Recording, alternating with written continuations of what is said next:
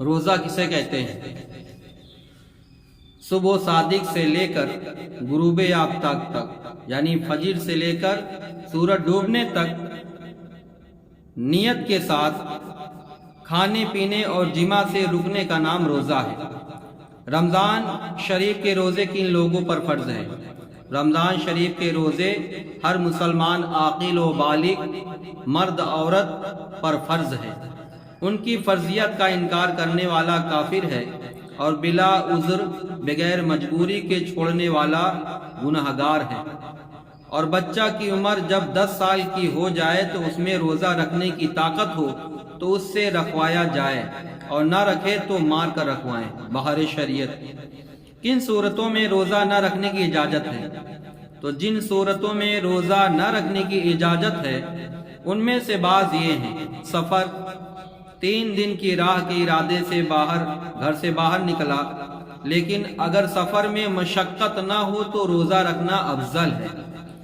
حاملہ اور دودھ پلانے والی عورت کو اپنی جان یا بچہ کا صحیح اندیشہ ہو تو اس حالت میں روزہ رکھنے کی اجازت ہے۔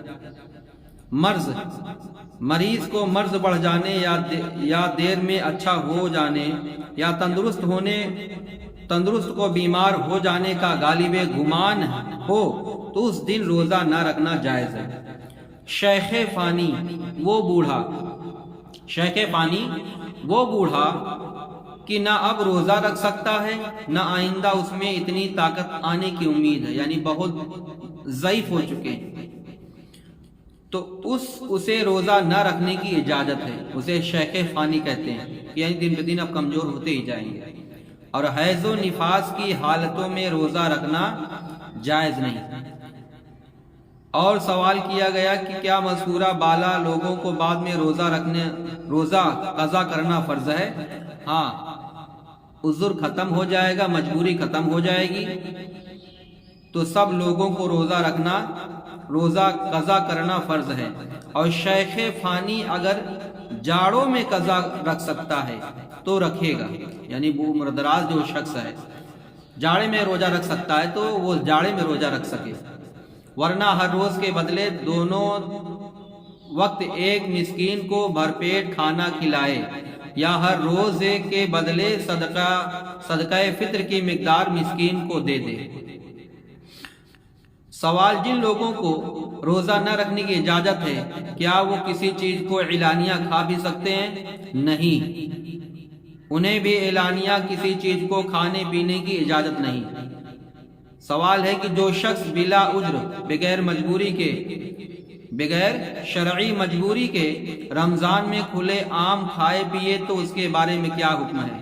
ایسے شخص کے بارے میں بادشاہ اسلام کو حکم ہے کہ اسے قتل کر دے۔ اللہ اکبر!